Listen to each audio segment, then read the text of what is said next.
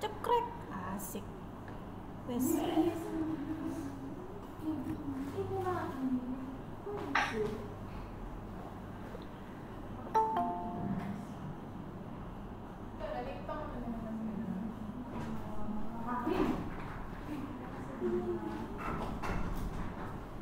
Nyoto ini enggak?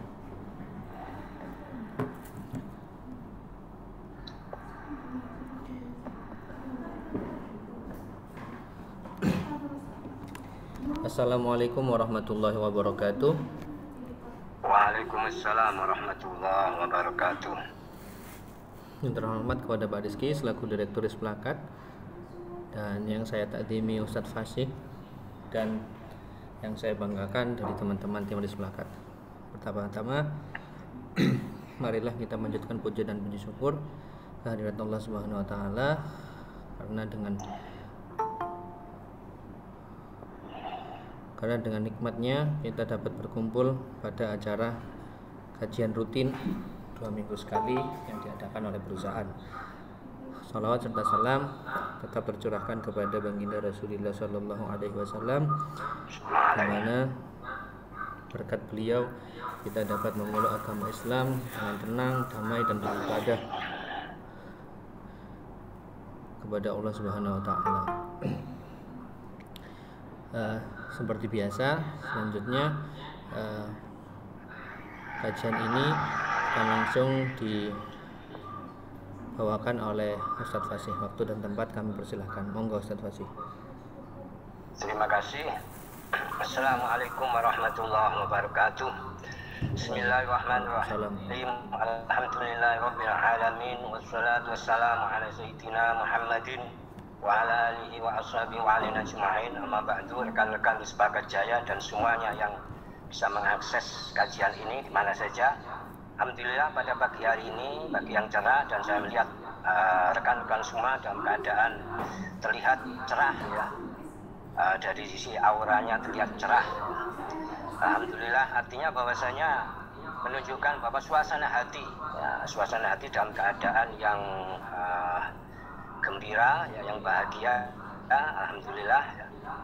Rekan-rekan semuanya, sebagaimana tema bahwa ada sebuah statistik yang cukup mengejutkan tapi juga cukup memprihatinkan, bahwasanya secara statistik Indonesia ya, bangsa Indonesia ini di tingkat Asia Tenggara, statistik dalam sisi apa? Yaitu tingkat semangat literasi dan tingkat literasinya ini nomor peringkat yang kelima. Artinya peringkatnya cukup rendah ya. Artinya bukan suatu hal yang membanggakan, ini justru memprihatinkan. Tingkat literasi kita di tingkat Asia Tenggara ini termasuk peringkat bawah. Di semangat literasi dan tingkat literasinya ini cukup memprihatinkan. Yaitu literasi dalam arti bahwa semangat untuk menggali ilmu, semangat untuk menambah pengetahuan, dan juga tingkat kemampuan membaca ya, ataupun juga menulis, yang membaca dalam arti membaca apa saja, tidak hanya yang tertulis ya, membaca dalam baca segala perkembangan ya, informasi, kemudian memahami informasi dan menganalisa, kemampuan memahami, kemampuan menganalisa, kemampuan untuk memanfaatkan informasi tadi ini tergolong rendah. Kalau dari sisi statistik dunia, Indonesia menempati peringkat ke-100. Artinya yang menempati peringkat-peringkat tinggi tersebut, yang tingkat literasinya tinggi, adalah negara-negara maju, negara-negara Eropa Barat, negara-negara Amerika Utara, ya, negara tergolong. Ini disimpulkan bahwasanya ada korelasi tingkat literasi, semangat literasi suatu bangsa ataupun sebuah kelompok, sebuah tim Yang mana tim tadi menggambarkan bagaimana individu-individunya bahwa sangat berkolerasi terhadap kemajuan sebuah bangsa, sangat punya korelasi terhadap kemajuan sebuah tim ya.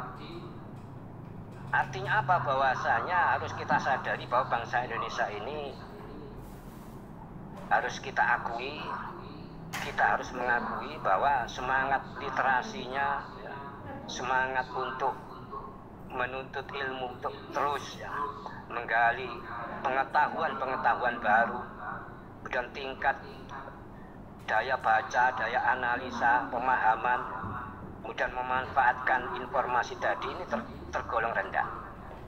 Padahal kita tahu ini ironi, perkembangan zaman di mana kemajuan teknologi, di mana semua orang itu tidak ada yang tidak ya, bisa dikatakan semua orang itu punya gadget ya, punya perangkat handphone ataupun laptop ya, akses internet ya. Itu mereka hampir semua orang ini bisa mengaksesnya. Ini artinya ada kemudahan-kemudahan ya, untuk mengakses informasi ya, untuk menggali sebanyak mungkin informasi yang banyak bermanfaat ya untuk kehidupannya. Tapi apa yang terjadi kalau kita melihat ya, ini cukup memprihatinkan bahwa kalau kita melihat ya, kita lihat sendiri ya, di masyarakat ataupun pada mulai dari tingkat anak-anak sampai yang dewasa memanfaatkan gadget ataupun perangkat ya, untuk menggali informasi ya, untuk memanfaatkannya sebagai sumber informasi, sumber pengetahuan, ini rendah. Kenapa? Dikarenakan sering kita jumpai yang ada adalah sebagai sarana hiburan semata, ataupun bahkan anak-anak kecil kita lihat itu kebanyakan waktunya memegang gadget tadi untuk main game dan sebagainya. Dan ini memprihatinkan. Rekan-rekan semuanya, bahwa gambaran ketika literasi, tingkat semangat literasi rendah, ketika tingkat literasi ini rendah, maka tentu saja sulit diharapkan seseorang, sebuah kelompok ini punya kemampuan, punya kemajuan, punya kemampuan transformasi yang baik. Yang terjadi justru akan banyak mengalami kerugian, ketertinggalan dari ya, pesaing, ketertinggalan dari kelompok-kelompok lain. Jadi di zaman yang serba di mana arus informasi itu betul-betul dahsyat ya, betul-betul menjadi sebuah power. Tidak bisa tidak bahwa kita semua ini harus punya semangat untuk menggali ilmu, semangat untuk punya ya, tingkat literasi yang tinggi. Rekan-rekan semuanya, bahwa masing-masing individu kita ini menggambarkan bagaimana tingkat literasi, semangat literasi masing-masing dari kita ini akan menentukan ya, kemajuan, menentukan kinerja, bagaimana produktivitas dari sebuah tim yang kita akan berada di situ. Jadi jelas sekali teman-teman semuanya bahwa ada PR, kita ada masalah yang harus kita selesaikan. Kita ada problem-problem yang kayaknya problem ini cukup berat ya, yang harus kita atasi segera. Dan ini bisa terlihat di lapisan masyarakat ya, di level masyarakat pun demikian. Kebanyakan orang ini kecenderungannya sebagaimana tadi, bahwa akses informasi begitu mudah sekarang, tetapi kenapa wawasan ataupun bagaimana bisa mengolah informasi dengan baik, bisa memanfaatkan informasi, pengetahuan yang ada untuk kemajuan kehidupannya itu minim dimanfaatkan. Jadi kalau kita melihat yang paling mendasar yaitu dari sisi motivasi, dari sisi semangatnya. Jadi semangat untuk berliterasi, semangat untuk belajar, semangat untuk terus mengupdate diri dengan ilmu-ilmu baru. Ini yang menjadikan sumber rendahnya literasi kita, karena semangatnya pun rendah. Ya mohon maaf ya. Maka yang terjadi di mana-mana kalau sudah demikian, maka tidak akan terwujud keinginan cita-cita bersama untuk kemajuan, untuk bisa bersaing ya, di dunia usaha, di berbagai level ya, di dalam bisnis maupun di dalam masyarakat ya. Dan kemajuan sebuah organisasi, sebuah tim ya, ini tadi ditentukan dari seberapa tingginya, seberapa semangatnya dalam berliterasi tadi. Rekan-rekan semuanya, di dalam agama Islam ya, jadi kalau tadi yang saya sebutkan tadi ini secara umum ya, di dalam Islam sendiri bahwa kita itu didorong, betul-betul didorong dalam, sebagaimana dalam judul ya, dalam judul diskusi kita ini, dalam judul kajian kita ini, yaitu ada surat Al-Alaq disebutkan di situ, yaitu Iqra. Artinya dalam surat Al-Alaq ini intinya di situ bahwa kita itu didorong untuk punya semangat belajar, punya tingkat literasi yang tinggi yang dibutuhkan, punya juga plus ya, punya akhlak, karakter akhlak Islam yang baik. Itu di dalam, secara garis besarnya di dalam surat Al-Alaq tadi, Iqra tadi, Iqra dan seterusnya. Artinya apa? Bahwasanya Iqra ini adalah ayat pertama ya. Al-Alaq ini ayat pertama yang diturunkan kepada Nabi. Jadi yang pertama kali sebetulnya umat Islam untuk didorong ini untuk berliterasi, untuk punya semangat literasi, untuk punya semangat menuntut ilmu, untuk punya semangat untuk terus mengupdate pengetahuan. Tapi di dalam Islam yang paling utama terlebih dahulu, yang harus disikapi, yang harus diutamakan di sini adalah pengetahuan tentang agama. Kenapa? Dikarenakan ketika pengetahuan tentang agama ini, masyarakat ya, kita semua punya semangat untuk berliterasi, semangat untuk menggali pengetahuan tersebut, maka berarti pondasi itu akan sudah terbentuk, karakter yang baik akan terbentuk. Kemudian disusul dengan bagaimana kita meningkatkan literasi kita, meningkatkan wawasan pengetahuan kita, skill kita, yaitu di bidang-bidang kita masing-masing. Jadi yang paling penting dalam agama Islam itu kesuksesan, kemajuan itu tidak hanya ditentukan oleh hanya satu variabel, yaitu tingginya literasi, tidak. Tingginya literasi secara umum saja tidak, tapi termasuk di situ adalah tingginya literasi, semangat literasi dalam pengetahuan agama. Ini dalam Islam. Kenapa demikian? Dikarenakan di dalam agama Islam sudah disebutkan firman Allah bahwa wa ma khalaqtul jinna wal insa illa liya'buduni, bahwa tidaklah jin dan manusia itu diciptakan kecuali ya didesain untuk beribadah kepadaku, kepada Allah. Artinya bahwasanya tujuan kita hidup di dunia itu adalah untuk mencari kesuksesan di dunia maupun di akhirat. Bahwasanya yang paling utama kehidupan kita di dunia adalah mencari bekal sebaik-baiknya. Pertama adalah bekal agama, yang kedua adalah bekal pendukung kita agar kita bisa hidup beragama, bisa beribadah dengan baik. Maka tidak harus ada penopang-penopangnya, yaitu dari sisi ekonomi kita yang bisa ditopang oleh profesi ataupun usaha ya, ataupun bisnis kita. Nah, ini penting sekali.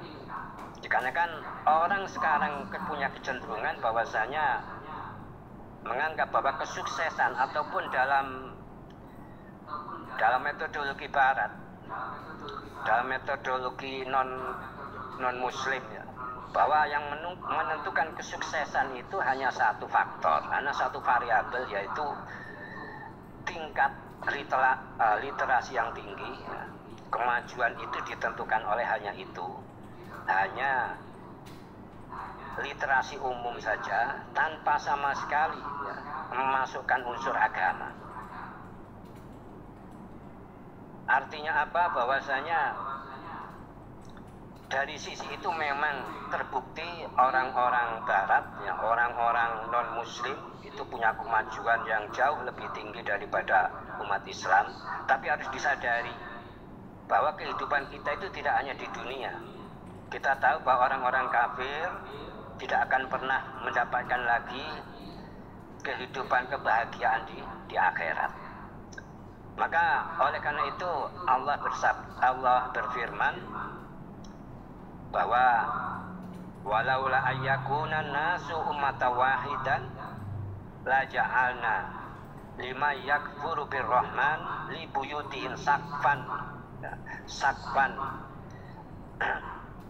min fiddatin. Artinya bahwasanya kalau tidak ditakutkan umat Islam ini menjadi kepincut, menjadi mengikuti orang-orang kafir kekafirannya, umpama tidak dikhawatirkan umat Islam ini tergelincir semua dalam kekufuran karena tergoda dengan kemajuan, dengan nikmat yang diberikan oleh Allah yang berlimpah kepada orang kafir, sudah barang tentu orang-orang kafir ini oleh Allah akan diberikan kenikmatan yang jauh ya.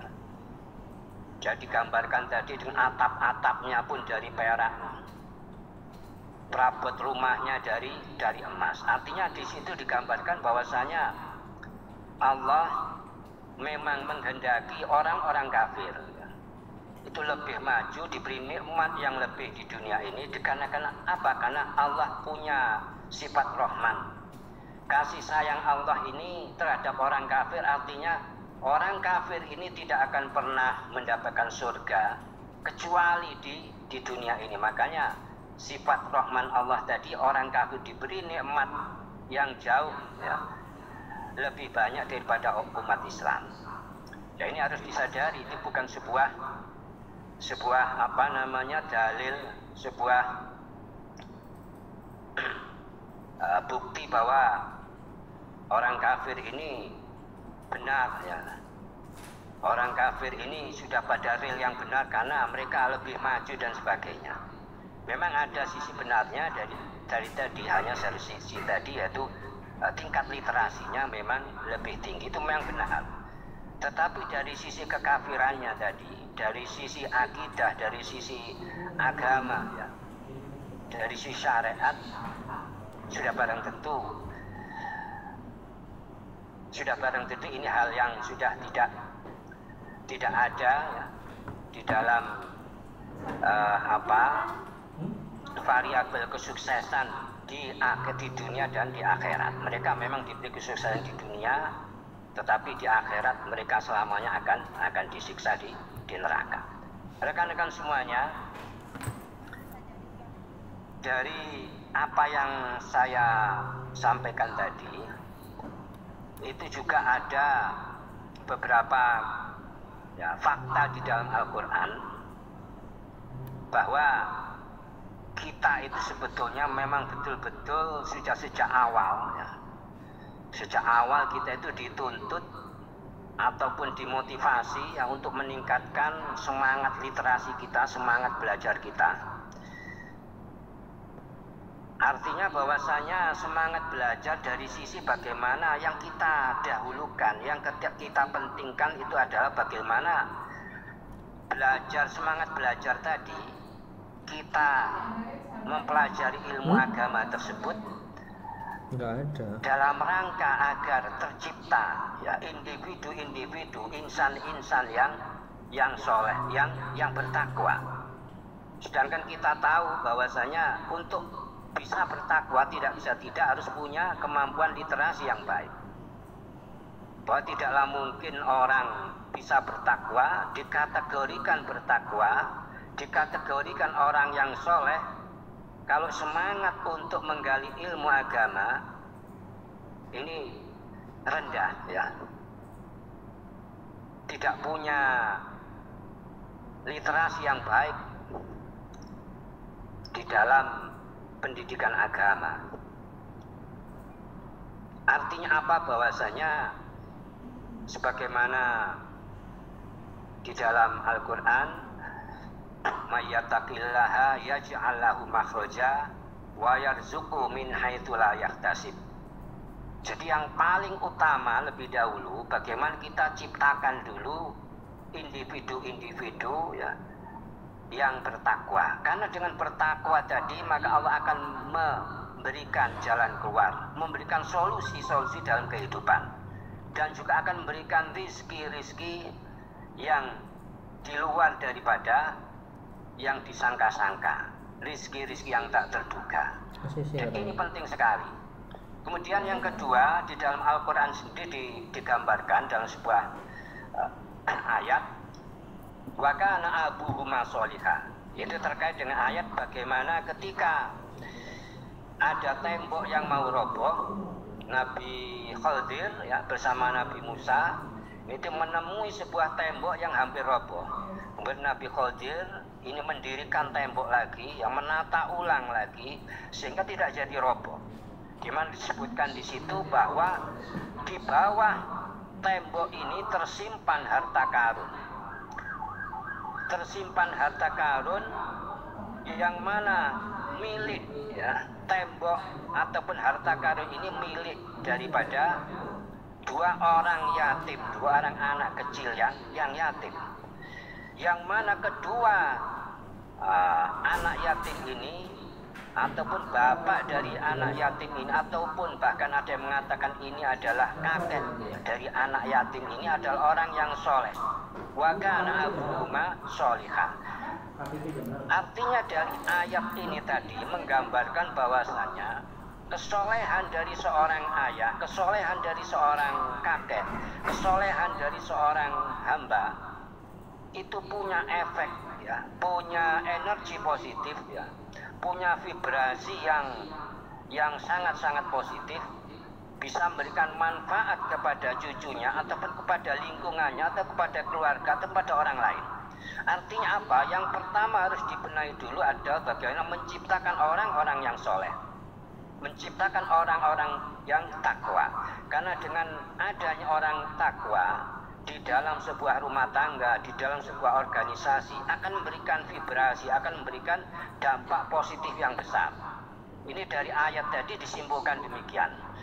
Jadi bagaimana anak yatim tadi yang masih kecil tadi akan bisa nantinya memperoleh harta karun, yang mana oleh Allah harta karun ini akan diperoleh oleh anak yatim ini dikarenakan karena bapaknya ataupun karena kakeknya yang soleh. Jadi sekali lagi menggambarkan bahwa pribadi yang soleh tadi akan memberikan dampak pada lingkungan, ya, pada orang lain, ya, pada keluarga dan bisa kepada masyarakat luas. Barokah daripada seorang yang soleh, seorang yang takwa. Kemudian sekali lagi artinya bahwasanya yang paling utama di sini yang harus kita semangati, ya, yang harus kita tingkatkan adalah semangat pertama, semangat kita untuk menggali, untuk menuntut ilmu agama. Karena ini tadi, ini fondasi agar bagaimana kita individu-individu di antara kita ini bisa muncul, bisa terwujud individu-individu yang takwa.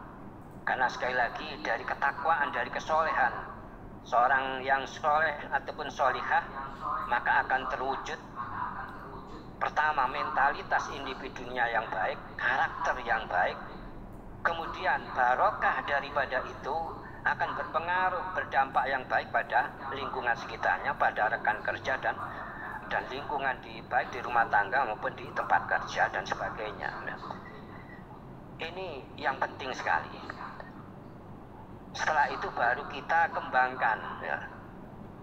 Kita upayakan semangat belajar, ya, semangat menuntut ilmu yang lain, semangat untuk menggali pengetahuan yang lain, untuk membekali diri dengan skill-skill yang lain. Nah, itu kita kejar, ya, kita upayakan agar kita mampu bersaing, ya. Karena persaingan di era bisnis sekarang ini betul-betul dituntut. Setiap individu harus punya di dalam tim tersebut punya kualitas, ya. Orang-orang punya kemampuan untuk menganalisa, kemampuan untuk memberikan yang terbaik, ya.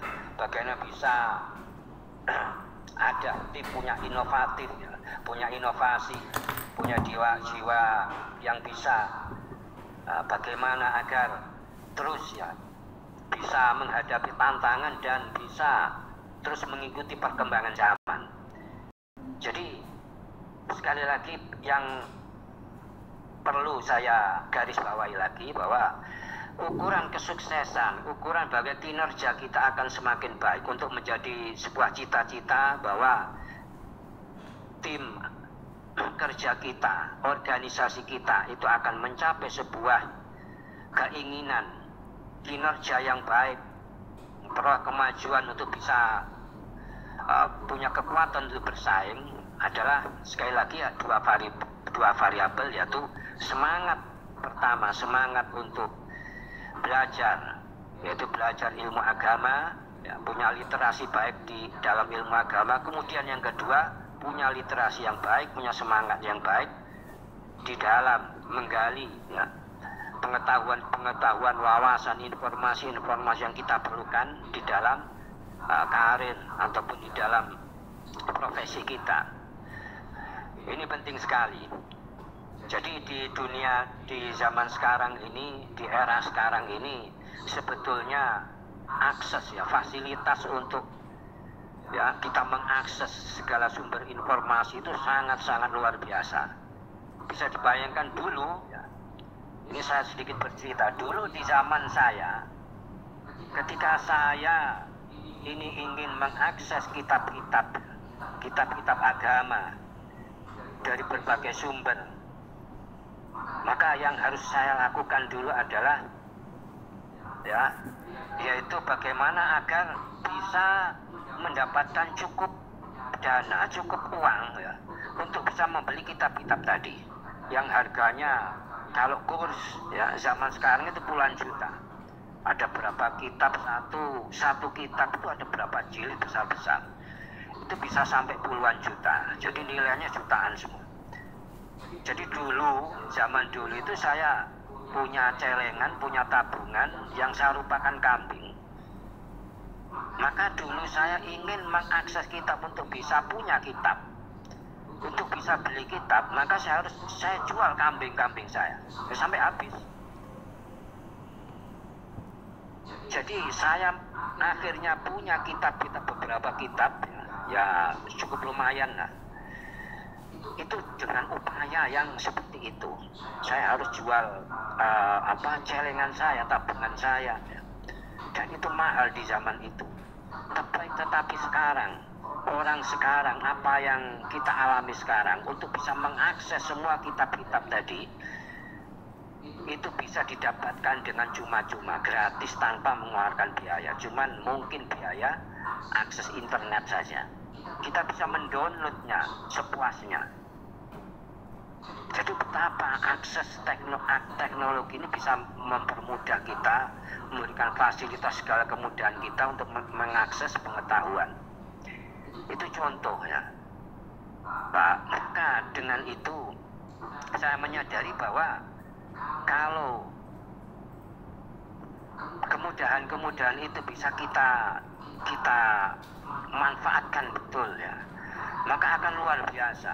Saya membayangkan dulu, ya, alhamdulillah saya itu sejak sejak dulu, sejak kecil itu punya semangat besar untuk belajar. Jadi semangat untuk belajar, semangat untuk mengakses tadi ya, kitab-kitab atau apapun, buku-buku, bahkan tidak terhitung ya. Alhamdulillah saya mengikuti berbagai seminar-seminar, pelatihan-pelatihan, apapun saya lakukan. Itu pun banyak yang di luar daripada dari jalur saya, yaitu jalur saya kan agama. Jadi saya juga selain melengkapi diri ya, bagaimana terus mengupdate diri dengan pengetahuan agama, tapi saya juga tidak menutup diri. Banyak sekali pelatihan-pelatihan tentang marketing, tentang apapun ya, tentang bahkan pengobatan dan sebagainya.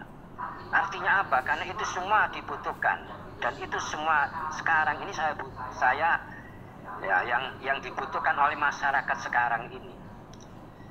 Karena kebetulan sekarang ini ya alhamdulillah masyarakat ini seringkali menuntut saya ataupun sering menjadikan tempat bertanya ya. Tidak hanya tempat bertanya, kadang-kadang bertanyanya tidak hanya pada jalur yang saya punya sekarang, pada spesifikasi ilmu pan yang saya punya, tapi hal-hal yang kadang-kadang itu sudah di luar daripada apa yang saya pelajari, apa yang menjadi core daripada pengetahuan saya.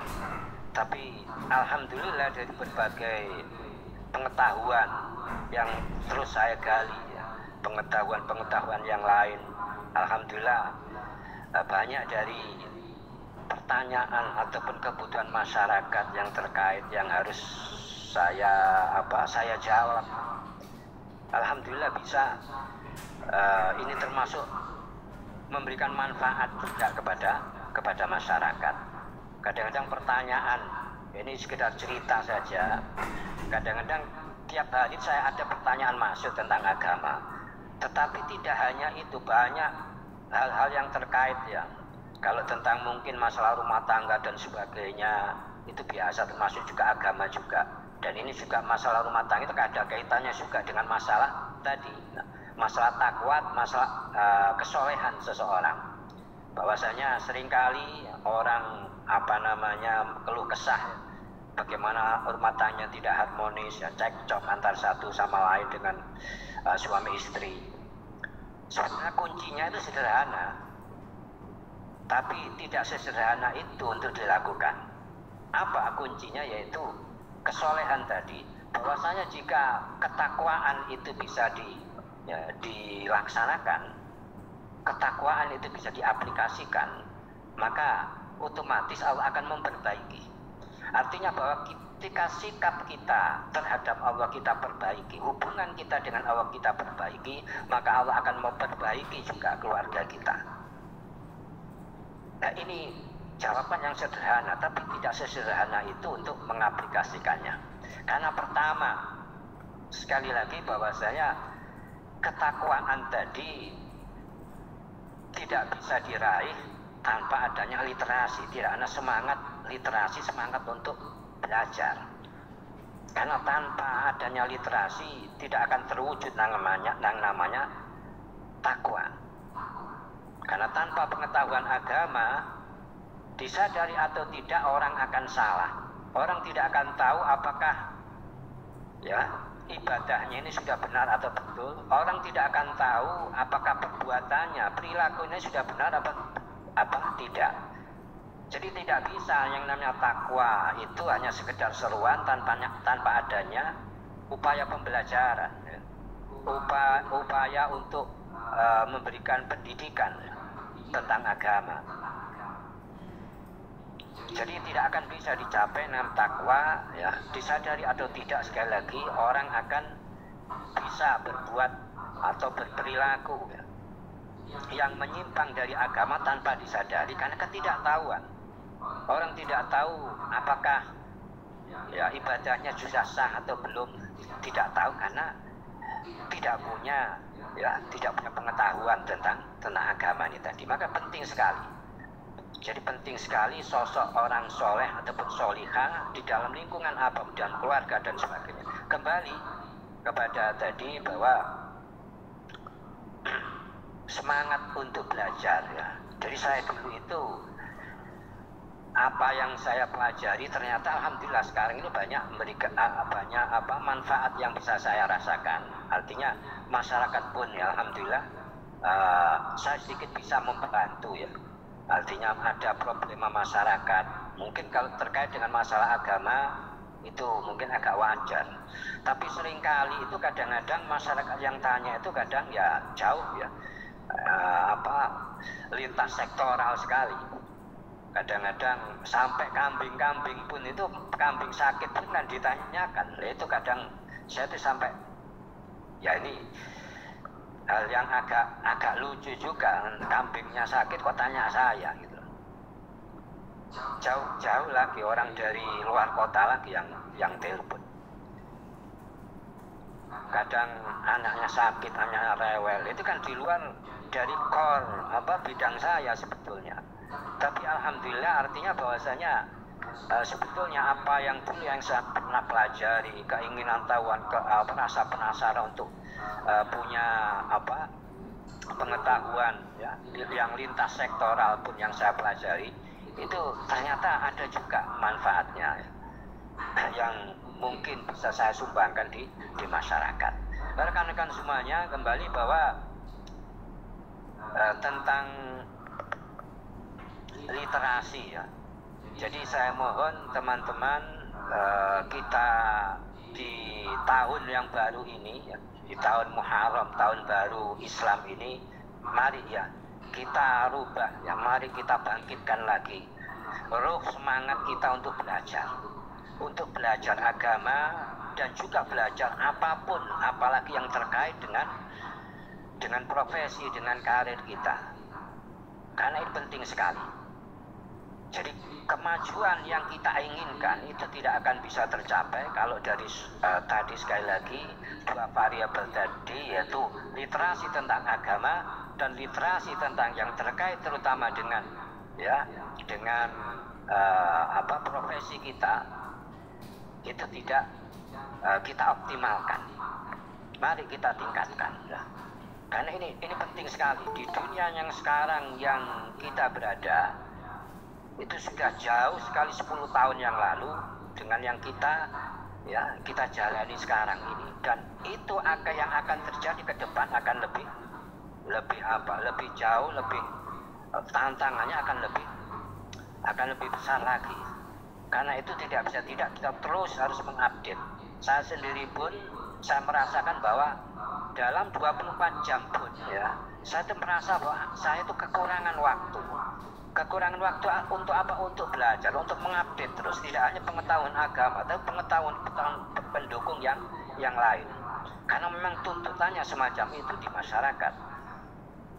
Bahkan kalau saya di organisasi saya, entah itu di organisasi di masjid atau di organisasi masyarakat yang lain, itu kadang-kadang juga bisa dari apa yang pernah saya pelajari, itu sangat-sangat betul bisa merasakan ada gunanya. Kemarin itu saya melihat ada sebuah ini masih terkait dengan cerita juga, bahwa ada seorang anak ya yang menyerahkan ibunya yang jumbo ya pada panti asuhan, menyerahkan secara total. Dan ini kan sebuah hal yang memprihatinkan. Mana saya menganalisa ini apa, gejala apa, faktor apa yang menjadikan seperti itu. Kok sampai segitunya ya akhlak daripada seorang anak kepada orang tua, sampai orang tua ini ya dia tidak mau ngurus ya, anak-anak tidak mau ngurus ya, sehingga diberikan ataupun diserahkan begitu saja secara total, sudah tidak mau tahu lagi kepada panti jompo. Nah ini sebuah hal yang miris, yang prihatinkan. Maksud saya bahwasanya saya berusaha melihat tanda tangan daripada surat pernyataan orang yang menyerahkan tadi, anak yang menyerahkan tadi. Artinya dari analisa yang saya analisa tadi, bahwa tanda tangannya ini menunjukkan memang dia betul-betul orang yang punya lemah keimanan, orang yang tidak punya daya juang, orang yang gampang putus asa. Dan ini pentingnya sebuah ilmu agama, dan itu bisa juga dibaca dari tanda tangan. Kenapa tanda tangannya? Jadi sekali lagi sebelum saya katakan bahwa tanda tangan seseorang ini ada sebuah gambaran life path,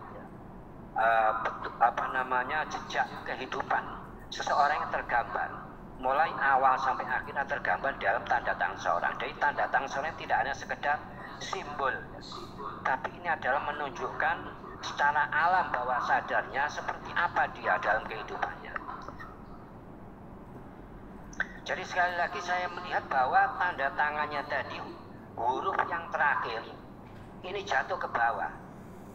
Dalam ilmu grafologi itu digambarkan bahwa orang yang demikian tipologinya orang-orang yang mudah putus asa, orang yang lemah iman, itu tergambar secara alam bawah sadarnya akan seperti itu. Artinya apa? Bahwa gambaran-gambaran masyarakat kita itu memprihatinkan sampai hal yang kewajiban seorang anak, hal yang di dalam agama ini ada tuntutan kita untuk mengabdi kepada orang tua sudah tidak dihindarkan lagi. Karena kenapa? Karena kepribadiannya ini bermasalah. Kenapa bermasalah? Ya karena pendidikan agama itu tidak ada yang membentuk karakternya. Jadi ini sebuah hal yang memprihatinkan, itu bisa dianalisa dari tanda tangan seseorang. Oleh karena itu begini, maksud saya teman-teman kalau bisa, jika memang tanda tangan teman-teman itu ada yang dikatakan tadi bahwa kehidupan kita, life path kehidupan kita, jejak kehidupan kita itu secara tidak sadar secara alam bawah sadar kita akan ditunjukkan melalui sebuah tanda tangan. Artinya bahwa tanda tangan seseorang itu jika jelas hurufnya, mohon maaf ini dan singkat tidak ruwet dan akan cenderung naik ke atas, akan ada sebuah garis ke atas. Artinya itu sebuah menunjukkan life path seseorang yang kehidupannya tadi tidak ribet, tidak ruwet, yang simple perjalanan hidupnya, dan punya kecenderungan positif untuk terus grafiknya naik, kebagusannya, sisi positifnya akan terus membaik. Ini adalah gambaran ataupun harapan, simbol-simbol yang diinginkan seseorang.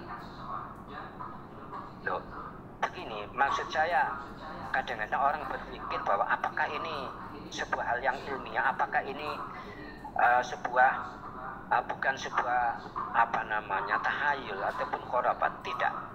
Dikarenakan Rasulullah sendiri itu senang pada simbol-simbol yang baik, pada simbol-simbol harapan yang baik. Nah, kebetulan ini tanda tangan ini juga menyimpulkan ataupun juga sebagai life path, sebuah gambaran life path kita. Oleh karena itu saran saya kita ini dalam konteks kita berbicara untuk kemajuan, untuk perbaikan diri terus menerus, maka saran saya kalau memang tanda tangan, mohon maaf jika ada tanda tangannya ini ruwet sulit dibaca, ruwet sekali, itu menunjukkan, dan saya bisa teman-teman membuktikannya, apakah benar atau tidak perkataan saya. Orang yang cenderung tanda tangannya ini ruwet, kehidupannya akan menggambarkan betapa rumitnya dinamika kehidupannya. Nah, ini sebuah hal yang yang ilmiah, karena melalui penelitian bertahun-tahun memang membuktikan seperti itu. Artinya saya menyarankan kalau bisa, jika mana ada tanda tangannya yang mungkin yang ruwet, yang saya sarankan untuk yang sederhana saja, yang mudah dibaca kalau bisa ya. Karena apa? Karena kecenderungan masyarakat kita itu tanda tangan semakin sulit dibaca, semakin luwet dianggap, semakin sulit dipalsu. Nah, padahal ini jadi keruwetan gambaran dari tanda tangan yang ruwet, yang bahkan ini tadi ada yang punya garis ke bawah.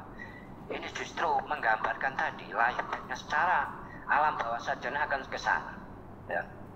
Jadi sekali lagi mohon kalau bisa ya itu diganti. Nah ini saya kira kalau masalah tanda tangan ini bisa saya dijabri, mungkin tanya-tanya tidak apa-apa. Jadi kembali lagi bahwasanya kita dari tema ini kita punya tujuan, kita punya sebuah cita-cita, yaitu terus setiap hari, setiap saat kita itu agar meningkat terus ya, kita mengupgrade terus ya value kita upgrade terus pengetahuan kita ya. Dari sisi agama terutama, dan juga dari ilmu-ilmu yang lain yang mendukung pada profesi kita. Sekali lagi untuk itu, karena memang pertemuan-pertemuan semacam ini ya, itu tidaklah cukup jika akan membahas secara detail banyak hal ya. Maka dari pertemuan ini sebetulnya adalah hanya umpan saja ya. Artinya saya mengharapkan ada tindak lanjut ya dari rekan-rekan untuk kita diskusikan ya, mungkin melalui Jabri ya. Monggo ya. Saya sangat terbuka, saya sangat senang. Karena kajian-kajian semacam ini tidak akan pernah ya membahas secara detail sebuah permasalahan atau banyak masalah ya secara komprehensif, karena waktu memang terbatas dan kita tidak bisa satu persatu memahami satu sama lain apa permasalahan dari masing-masing kita. Jadi sekali lagi mohon ya, saya sangat senang kalau teman-teman ini mampir di WA saya ya, mungkin konsultasi ataupun diskusi lah ringan-ringan ya. Karena terus terang banyak di WA saya yang masuk ini, saya lihat belum ada dari teman-teman ya, ada mungkin 1-2 ya, ada 1-2 yang alhamdulillah. Nah, mohon yang lain ya, karena saya merasakan bahwa saya punya tanggung jawab juga ya dari teman-teman ini, karena menjadi partner, menjadi selama ini saya berinteraksi ya dengan teman-teman, artinya ada apa-apa ya, ada masalah ataupun hal-hal yang belum dipahami, itu juga tanggung jawab saya. Artinya saya hal-hal semacam itu yang terkait dengan problema-problema, dengan hal-hal yang mungkin ya belum bisa dipahami tadi, yang harus semestinya yang harus saya berikan, yang harus dipahami ya, kadang-kadang masih belum bisa ditangkap dengan baik. Itu tanggung jawab saya, itu adalah maka saya harus harus mau terbuka ya untuk mungkin teman-teman ini mau bertanya, apa yang saya sampaikan itu banyak kekurangan yang tidak bisa dipahami langsung ya, yang belum jelas dan sebagainya ya. Itu mungkin waktunya ini sudah hampir jam 10, barangkali masih cukup waktu ya. Monggo teman-teman, barangkali di forum ini juga ada pertanyaan ya, barangkali cukup waktunya. Kalau memang tidak cukup nanti bisa kita lanjut di WA ya. Monggo ya, Mas Muhammad Alfian, monggo. Assalamualaikum warahmatullahi wabarakatuh, Ustaz. Waalaikumsalam warahmatullahi wabarakatuh ya. Sebelumnya saya ingin bertanya, jadi bagaimana nilai IKRA yang bisa membantu kita untuk terus meningkatkan kinerja baik di dalam tim maupun organisasi? Terima kasih. Ya. Jadi pertanyaannya bagaimana kita meningkatkan nilai apa tadi, saya kurang jamuan, maaf ya. Mungkin bisa diulang Mas ya. Bagaimana kita meningkatkan apa nilai ikra nilai bisa membantu kita, nilai ikra yang bisa membantu kita untuk terus meningkatkan kinerja baik dalam tim ataupun organisasi. Mungkin saya kurang, mohon maaf, mungkin saya kurang paham apa makna ikra itu ya. Mungkin bisa diberikan pemahaman saya ya. Jadi kan sesuai temanya itu di sini Ikro, mungkin ikro ya. Iya, Ikro mungkin ya. ikro. Oh Iya, iya Ustaz. iya. Ya. Ya mohon maaf, saya kurang paham ini tadi ya. Jadi ikro ya, terkait dengan ikro, kata-kata ikro itu kan bacalah ya. Ini dalam pengertian ayat Al-Alaq tadi ya, surat Al-Alaq tadi, jadi ayat ikro ini bacalah. Artinya di situ kita distimulus ya, diberikan motivasi bahwa yang pertama kali yang harus ya, manusia kita sebagai umat Islam ini harus punya semangat untuk ya, untuk menggali ilmu, semangat untuk belajar, semangat untuk mengupdate terus pengetahuan. Dari Iqra ini tadi, membaca dalam arti literasi ya, tidak hanya membaca dalam tulisan ya, tetapi membaca dari segala aspek kehidupan kita. Harus kita bisa menganalisa, bisa memahami ya, berbagai informasi bisa kita manfaatkan. Jadi Iqra ini tadi adalah menjadi sebuah pondasi, sebuah motivasi ya. Di situ tergali betapa pentingnya ya menuntut ilmu, betapa pentingnya di situ karakter-karakter Islami, akhlak-akhlak yang mulia, yang mungkin pertemuan-pertemuan sebelumnya sudah pernah kita bahas, dan juga pembentukan individu-individu, insan-insan yang bertakwa, ya, yang soleh. Karena ini yang paling fundamental. Karena dari setiap individu yang soleh ini akan punya implikasi, yang punya vibrasi positif, akan bisa berpengaruh barokah dari kesolehannya tadi kepada tim, kepada lingkungan, kepada keluarga. Sebagaimana dijelaskan dalam ayat-ayat tadi, digali dari ayat-ayat yang sempat saya bacakan tadi. Jadi artinya bahwasanya ketika fondasi itu sudah terbentuk, seorang yang soleh, yang takwa, di mana juga Allah akan membukakan pintu rezeki dari yang jalan yang tidak terduga-duga ya, dan juga akan memberikan banyak solusi. Jika kemudian diimbangi ataupun kita tidak lanjuti dengan ilmu-ilmu pelengkap yang lain, ilmu yang apalagi terkait dengan profesi kita update terus, kita tingkatkan terus, maka betapa luar biasanya nanti ya kemajuan yang kita dapat. Kenapa demikian? Karena seringkali orang berpikir bahwa faktor kemajuan itu hanya satu variabel, yaitu hanya dari tingkat literasi umum saja. Artinya bahwa kemampuan skill dan sebagainya bisa terupdate, tapi minus tidak ada pengetahuan agama, ini sulit ya akan dicapai sebuah keinginan ya, cita-cita akan bisa punya kinerja yang baik, akan bisa memperoleh kehidupan ya, kebahagiaan di dunia ataupun keberkahan di dalam profesi kita, di dalam apa yang kita hasilkan dari pekerjaan kita. Bagaimana kita sekarang mengalami banyak, mungkin di dalam tim kita sendiri ya, kadang-kadang ada ya banyak hal ya, ada problema satu sama lain, kadang-kadang terjadi, ada yang ya, dari sisi karakter itu juga akan merusak tim dan sebagainya. Itu sumber utamanya adalah karena adanya kekurangan dari miss ini dari sisi karakter tadi, karakter Islam yang tidak ada. Saya kira itu ya, mungkin pertanyaannya ya, bisa dilanjut kalau memang perlu kita diskusi lebih luas ya, lebih panjang dari Mas Alfian ya.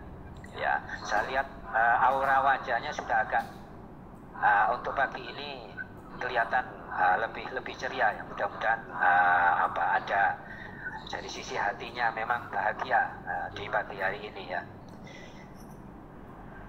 Baik, terima kasih Ustaz. Ya, sama-sama.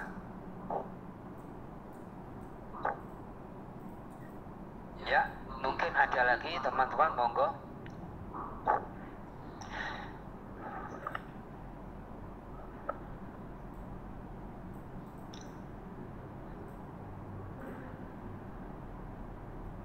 Ya, Mas Rizky ya.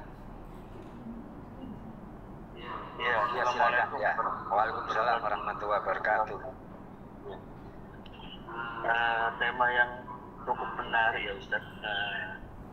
Ya, yang memang kita juga prihatin, termasuk saya ini juga generasi yang malas belajar Ustaz. Kalau kita lihat orang-orang dulu ya, kenapa budaya belajar itu sangat tinggi gitu kan. Bahkan belajar itu harus mungkin hijrah atau perjalanan jauh. Bahkan kalau orang-orang dulu itu dia itu sering meminta nasihat gitu ya. Jadi minta nasihat kepada teman, ulama gitu.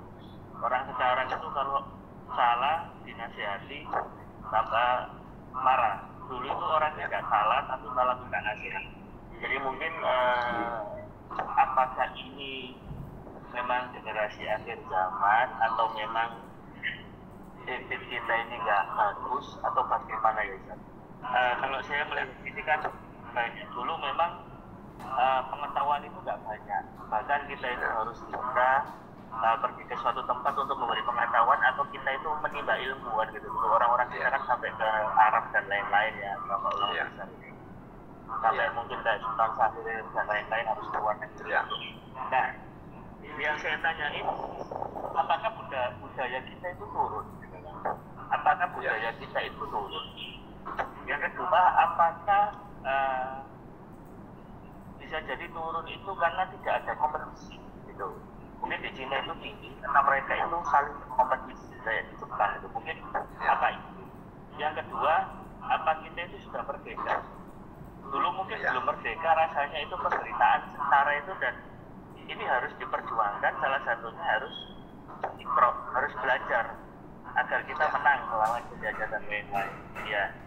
Atau memang bahkan kita itu tidak tahu jati diri kita atau tujuan hidup atau penciptaan kita. Bagaimana penciptaan kita kan juga semakin mendekatkan diri kepada Allah yang sebenarnya hakikatnya adalah dia mencari tahu bagaimana cara mendekatkan diri.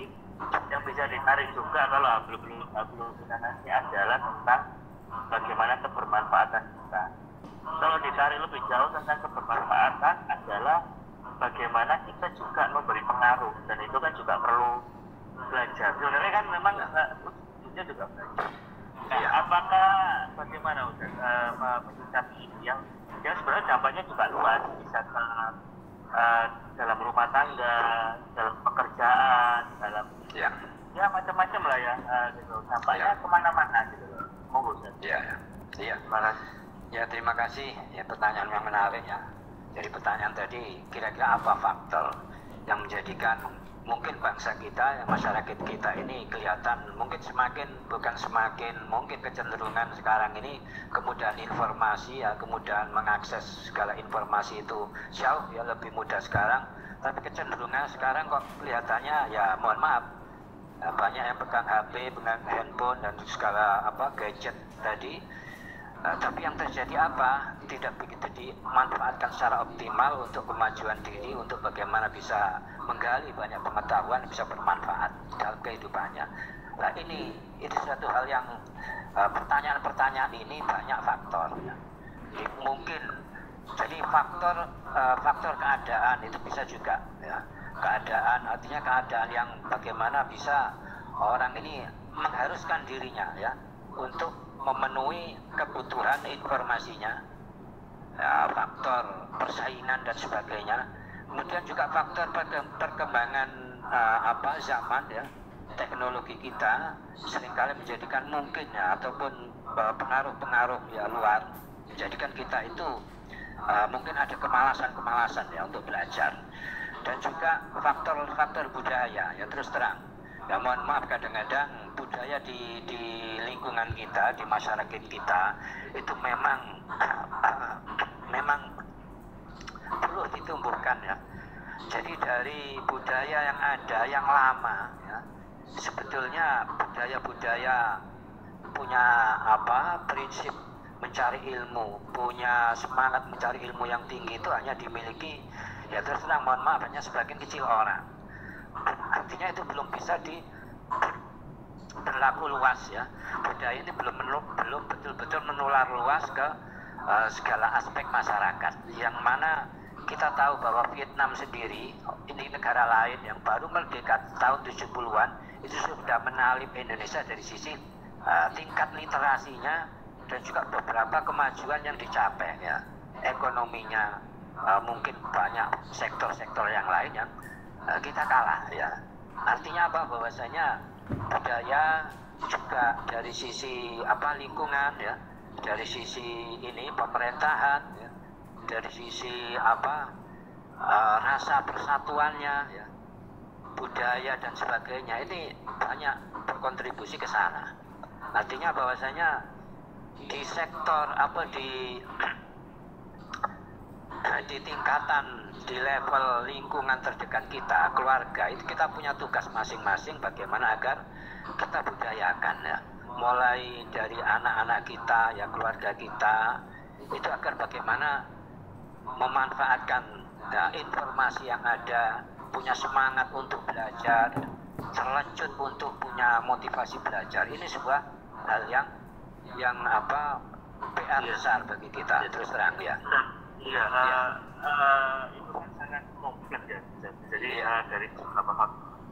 Mungkin saya butuh satu jawaban yang benar-benar saya itu merinding gitu ya, atau langsung saya punya kerentak gitu. Kalau orang Jawa itu kerentak gitu. Apa yang mungkin kalau kita ngomong sesuatu yang kita langsung rasakan dampaknya, terus langsung dampak itu di depan kita, kan kita seketika bisa langsung merubah haluan atau mungkin merubah keputusan kayak kita mau berangkat terus depannya ini curang ya, kita pasti langsung berbalik. Bisa dari budaya dan lain-lain, tapi pun kita gimana kita mungkin punya kerentak satu kekuatan yang powerful yang oke, per hari ini saya semangat untuk mulai belajar apapun yang itu baik agama, dunia dan lain-lain yang memang untuk kebaikan. Sebenarnya kalau mau ditanya apa keuntungannya belajar, kita sebenarnya nggak usah cari tahu. Bahasanya belajar itu sendiri kan juga sudah bagus gitu. Maksudnya ada hal yang nggak lakonono gitu kan. Di situ maksud saya apa kerentak yang mungkin powerful kepada saya dan teman-teman per hari ini setelah ceramah Ustaz, kita benar-benar ayo kita tekadkan niat, kita susun waktu, kita alokasikan waktu mungkin 1 jam berapa sehari untuk kita membaca, kita nambah gitu. Apa yang benar-benar serentak gitu. Jadi ini menyangkut motivasi ya. Jadi motivasi itu orang termotivasi, pertama ada motivasi positif yang akan diraih, ada lagi motivasi ingin menghindari konsekuensi resiko yang tidak diinginkan.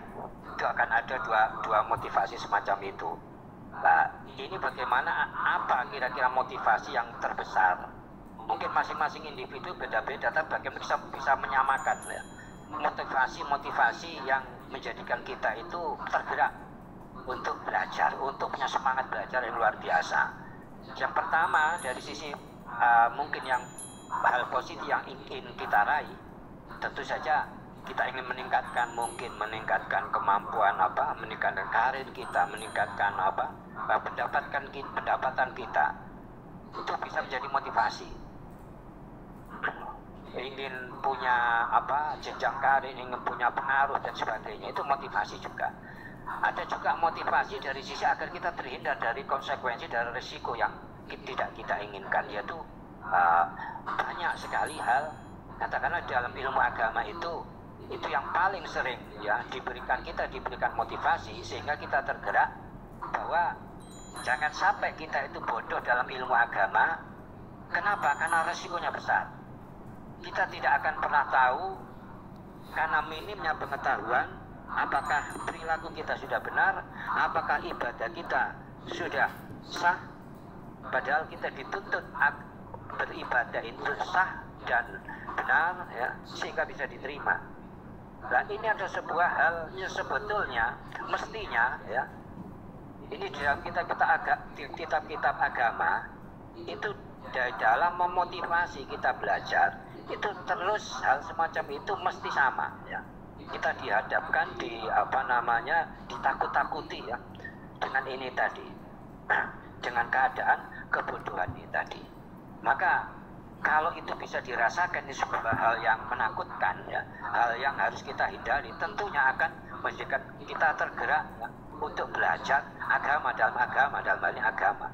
Tapi kalau dalam dunia, mungkin dunia kerja, dunia persaingan, maka tentu saja banyak hal yang mungkin bisa kita semua bisa menggali ya. Katakanlah salah satu contoh misalkan kalau kita tidak tergerak, tidak terus mengupdate diri dengan pengetahuan dan wawasan baru, dengan inovasi baru, maka kita akan mati. Nah, itu kan kadang-kadang semacam itu bisa bisa jadi diharapkan bisa tergerak, termotivasi untuk berubah ya. Nah, kadang-kadang kita itu juga ini menentukan yang mana yang paling kuat. Ya, ini yang harus kita gali juga, kita yang mana kira-kira yang paling menyentuh pada emosi kita, pada pribadi kita. Jadi harus kita punya kesamaan, kalau dalam tim itu punya kesamaan hal ya, punya pandangan yang sama. Apa yang kira-kira menjadikan kita termotivasi. Jadi kalau mungkin saya diminta untuk memberikan kira-kira apa yang menjadikan satu motivasi, satu kata kunci yang menjadikan kita ini tergerak, ya mungkin bagi saya mungkin itu bisa memicu, tapi belum tentu bagi Mas Rizky ataupun yang lain ini bisa memicu ya. Jadi kalau saya itu tadi bahwa ancaman kebodohan, satu hal kehinaan ketika saya itu menjadi orang yang bodoh, tidak mengerti ilmu agama, resiko amal ibadahnya tidak terima, itu sebuah hal yang menakutkan bagi saya, sehingga saya tergerak untuk terus tadi. Apalagi saya ini sekarang ini dalam kondisi di mana katakanlah ya, alhamdulillah banyak orang yang katakanlah menjadi rujukan, yang menjadikan saya rujukan, maka tidak bisa tidak. Kalau saya tidak mengupdate tiap hari, ya bisa-bisa ya malu nanti saya tidak bisa menjawab. Ya kan seperti itu. Ya, ini mungkin jawaban saya. Moga-moga. Gini, saya beberapa orang yang mengaku itu atau dia itu mengalami sebuah peristiwa dulu, Ustaz. Ya. Bisa jadi kesengsaraan atau kita bisa sebut itu hidayah atau hal-hal yang seperti itu yang mungkin setengah supranatural yang sehingga di momen tertentu ceklek dia itu langsung berubahnya hampir 360 derajat. Banyak kan yang kita temui. Beberapa orang besar itu terus naik terus, setelah kalau kita tarik belakang itu ada. Mungkin kalau saya pakai benchmarking kita usahain Mas Jaya setiap Mas setiap itu itu ya dia malah macam-macam ya. Dan sampai sekarang dia mendalami ekonomi Islam, bahkan yang dibangun itu basis bisnisnya benar-benar Islam, karena dia ingin memiliki kayak media suci dengan Nah, apakah kita akan menunggu menanti sebuah peristiwa itu sampai mungkin bisa sengsara atau hidayah, atau ya kita kan kalau itu kan rasanya langsung cepat gitu, jadi langsung kayak cepat gitu kan. Nah, karena kalau nggak ngerasain itu, rasanya mungkin setelah ceramahnya Ustadz ya teman-teman sudah melupakan ini semua, terus setelah menjalani kehidupan normal tanpa ada motivasi yang tambah. Ya mungkin saya ini ya, mungkin kalau bisa saya sampaikan ada tips ya, ada tips juga. Ya mudah-mudahan ini bisa memberikan sebuah masukan yang baik ya, bisa berdampak ya. Jadi kalau di antara tips ini adalah secara istilah hipnoterapinya, memang ini biasanya kalau kita menterapi seseorang itu punya kelemahan dalam motivasi, itu biasanya kita suruh untuk merenungkan dampak-dampak yang tidak membayangkan betapa penderitaan yang akan dialami oleh anak istrinya, oleh dirinya dan sebagainya, begini-begini. Itu diantara mungkin kalau kita menterapi secara pribadi ya. Nah, tapi juga harus kita tahu seperti apa gambaran orang tersebut ya, permasalahannya. Itu diantara ada mungkin tips yang bisa saya sampaikan ya. Jadi membayangkan apa yang akan ya, yang terjadi, hal-hal yang buruk ya, yang sangat berat yang akan kita hadapi, itu di dalam hipnoterapi itu memang bisa membangkitkan itu tadi. Cuman saya sendiri belum begitu mungkin belum banyak orang yang bisa saya bangkitkan dari sisi itu. Berapa orang yang mungkin yang bisa nyantol, bisa klik gitu. Nah, artinya bahwasanya ada juga ini, ada hal tadi yang terkait dengan yang di hidayah juga ya. Dari saya hanya bisa menyampaikan masalah hidayahnya, masalah bisa tergeraknya itu memang murni dari Allah. Saya kadang-kadang menemui titik seperti itu. Bahkan kadang-kadang saya itu sudah betul-betul berupaya, tapi ya ada yang berhasil, ada yang enggak. Faktor apa kadang-kadang? Akhirnya saya mentoknya itu saya kembalikan pada ya mungkin faktor hidayah. Tapi jangan terus ini dijadikan dalih ya, menjadi kita itu terus kendor, kita itu terus tidak melakukan upaya. Tetap kita upayakan ya. Tetap kita upaya maksimal. Masalah hasilnya yaitu nanti seberapa hasilnya itu biasanya seberapa kita berupaya. Yaitu biasanya hukum Allah membuat hukum tadi seperti itu, bahwa tetap memang semuanya di tangan Allah, yang menentukan Allah. Tapi seberapa jauh upaya kita, yaitu seberapa jauh itu juga hasilnya. Itu saya kira itu ya. Jadi mungkin agak yang bisa sampaikan mungkin hanya sebatas itu saja. Ya mohon maaf mungkin Mas Kiki, saya agak punya keterbatasan dari ini, masalah memotivasi orang itu seperti apa yang paling bisa klop ya, mungkin pada masing-masing orang atau banyak secara tim ya. Ini mungkin kelemahan saya juga ya. Mungkin ada juga orang yang punya kemampuan bisa menggerakkan sebagaimana komandan sebuah pasukan, itu punya daya persuasif, punya ilmu persuasi yang tinggi, sehingga kayak Hitler itu bisa mengorbankan 2 juta masyarakat mati, orang Jerman untuk mengorbankan nyawanya. Itu kan luar biasa. Ini punya ilmu persuasi yang luar biasa. Belum punya ya, itu pernah belajar dan belum sampai pada tingkatan bagaimana bisa membuktikan, mengaplikasikan itu tadi. Hanya sekedar belajar. Mungkin mohon maaf ya, saya kekurangan saya seperti itu ya. Iya. Iya, terima kasih. Iya, sama-sama. Ya barangkali mungkin waktunya masih ada, monggo kalau memang masih ada pertanyaan ya.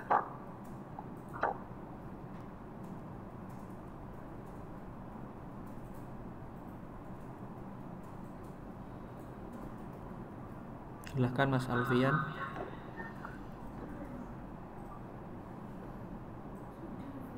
Sudah dah.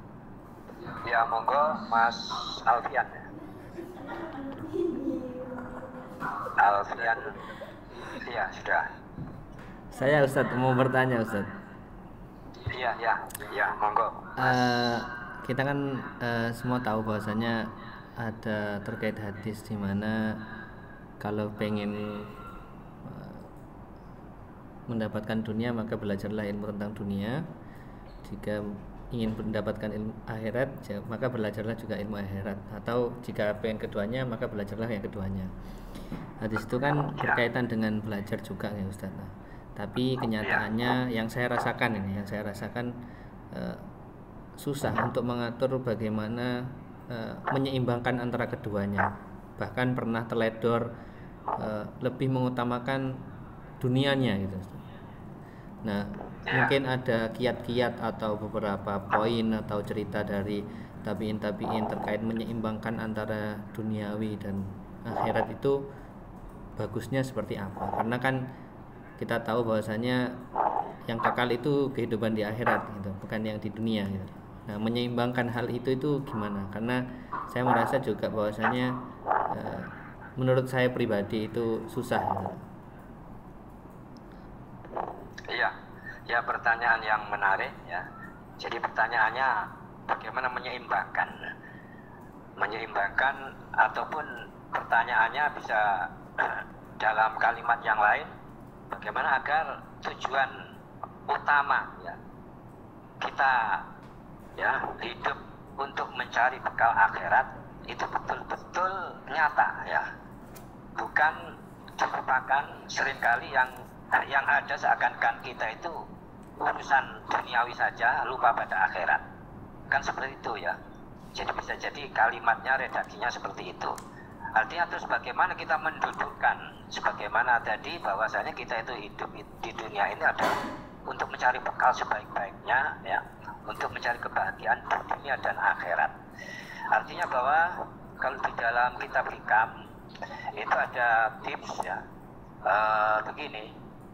Jadi bahwa ada kewajiban, ada hal-hal yang Allah itu tidak tanggung, ada hal-hal yang Allah tanggung dan Allah yang tidak tanggung. Apa maksudnya? Allah yang tanggung itu adalah rezeki kita. Rizki kita itu sudah Allah tanggung. Seberapapun kita akan berupaya mencari rizki, kalau memang takarannya itu segitu, maka ya segitu. Seberapapun rizki yang kita dapat, ya itu sudah ada takarannya. Itu sudah ditanggung. Siapapun ya yang berupaya mencarinya, Allah akan sediakan, ya, akan beri. Jangankan umat yang beriman, orang-orang kafir pun, orang-orang yang sudah kafir, sudah sangat-sangat zalim, itu pun diberi oleh Allah, ditanggung. Apa yang sekarang yang tidak ditanggung oleh Allah, yaitu apa? Yaitu perintah-perintah syariatnya. Artinya bahwasanya perintah-perintah syariat itu urusan kita yang harus kita utamakan. Artinya yang terjadi seringkali orang ini seakan-akan bekerja, seakan-akan dia beraktivitas di dunia ini ya lebih cenderung istilahnya membelani hal yang ditanggung yang sudah ada takarannya, tapi hal-hal yang menjadikan kepentingan dirinya yang paling utama itu dilalaikan, sehingga seringkali ibadahnya terbengkalai ya, tentang keterkaitan tadi dengan bagaimana ya, menjaga nilai-nilai syariat, aturan-aturan agama itu sudah tidak diindahkan lagi. Maka kita saksikan banyak orang yang berani untuk korupsi, untuk berbuat kriminal hanya ya untuk mencari tadi hal-hal yang duniawi, yang hanya terkait rizki. Nah ini di dalam hikam tadi bahwasanya kalau orang itu sudah punya kecenderungan ya, kecenderungan tadi tidak mengindahkan yang terkait dengan masalah agama, maka dikatakan dia itu buta hatinya. Artinya bahwasanya kita itu dibekali dua mata, yaitu mata hati dan mata fisik. Yang mana mata hati tadi punya fungsi yaitu bisa menganalisa ya, di balik sebuah hal, sebuah peristiwa. Artinya apa? Bahwasanya ada sudut pandang, kita melihat bahwa ada dua hal, kehidupan duniawi dan kehidupan di mana kita harus menjaga syariat. Artinya apa? Bahwa kita itu dituntut, artinya kita itu mohon maaf ini mungkin agak cukup enggak ya waktunya ya. Jadi ketika mata hati kita itu dianggap buta, maka berarti jalan kita tadi yang kita pilih tadi, urusan akhirat, urusan masalah syariat, maka akan kita kesampingkan.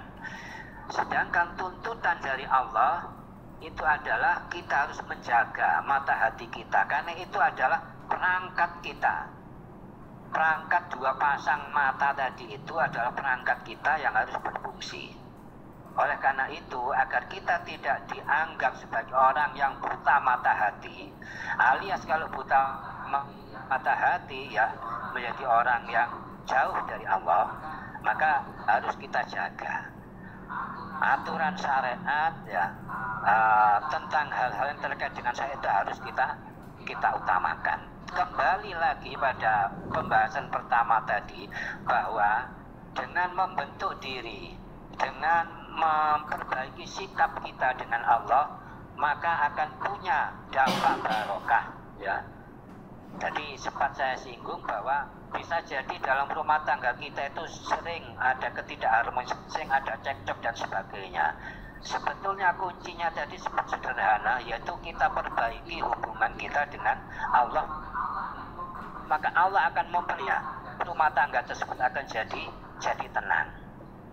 Nah, ini penting sekali. Artinya apa? Bahwasanya sekali lagi bahwa kesolehan seseorang, ketakwaan seseorang ini punya dampak yang luar biasa, baik terhadap seseorang maupun terhadap lingkungannya, terhadap lingkungan rumah tangga atau lingkungan kerja ataupun masyarakat.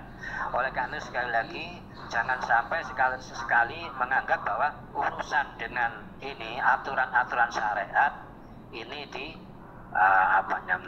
nomor sekiankan. Jadi yang paling utama ya, sekali lagi intinya urusan akhirat, urusan agama harus paling depan kita dahulukan sebelum kita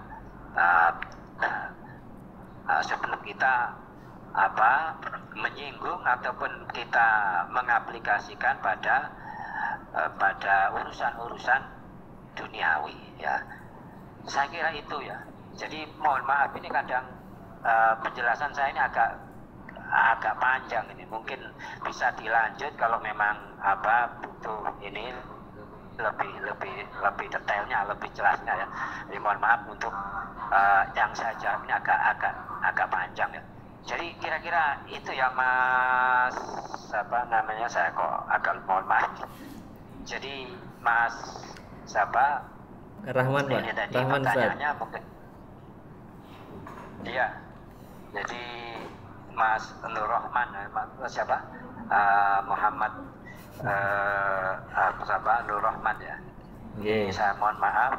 Jadi mungkin pertanyaannya,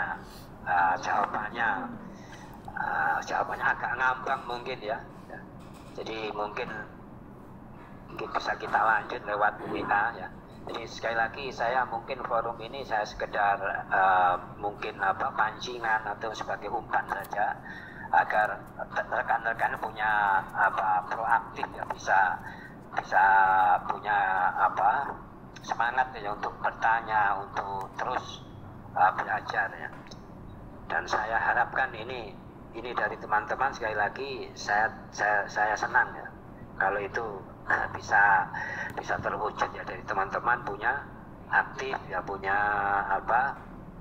senang bertanya. Nanti ya saya tunggu ya di WA-nya, barangkali ada ini pertanyaan-pertanyaan atau lanjutan dari pertanyaan yang ada di sini. Jadi saya mohon maaf mungkin di forum ini ya, terus terang saya ini kondisinya mungkin akhir-akhir ini memang agak kurang fit ya. Jadi mungkin dari apa yang saya sampaikan itu kadang-kadang mungkin kurang mengena ataupun agak ngambang ya, mohon maaf ya. Saya kira itu ya. Ya Mas ya, apa yang saya sampaikan, jawaban tadi ya. Iya Ustadz, terima kasih. Nanti bisa dilanjut ya. Oke. Ya sama-sama. Bisa ditutup dengan doa Ustadz. Ya. Jadi rekan-rekan semuanya, mudah-mudahan pertemuan ini bisa menjadi tindak lanjut komunikasi kita ya. Terus menerus, nanti jangan hanya dibatasi oleh forum ini, dan mudah-mudahan apa yang kita bahas dan selanjutnya ini bisa bermanfaat barokah pada kita semua. Bismillahirrahmanirrahim. Alhamdulillahirabbil alamin wassalatu wassalamu ala sayyidina Muhammadin wa ala alihi washabihi wa alihi ajmain. Amma ba'du. Allahumma ya dzal fadil azim wa ya dzal karamil amin fadfadl alaina wa akrimna jami'an bihal afwi wal maghfirah wal rahmah was salamah wal ridha was sa'adah wal karamati was siyadah wal izzati wal barakati was istiqamah wal majdi wasyidil jamil wa khatimati sa'adah husnul khatimah wal aqibah was sihha wal afiyah zahiran wa batinan fid dunya wal akhirah wal fawzi wal falah wan najat fi kulli hal wa bima tasha'u minan na'im.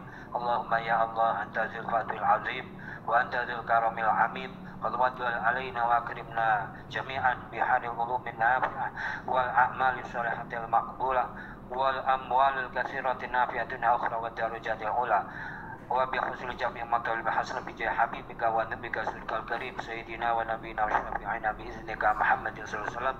Rabbana zalamna anfusana wa illam taghfir lana wa tarhamna lanakunanna minal khasirin. Rabbana atina fid dunya hasanah fil akhirati hasanah wa qina azabannar. Wa sallallahu ala sayyidina Muhammadin wa ala alihi washabbihi sallam. Subhana rabbika rabbil izzati amma yasifun wa salamun alal mursalin walhamdulillahi rabbil alamin. Wa aqulu minkum wassalamualaikum warahmatullahi wabarakatuh. Waalaikumsalam warahmatullahi wabarakatuh. Terima kasih Ustaz. Terima kasih Ustaz. Assalamualaikum warahmatullahi wabarakatuh. Sama-sama.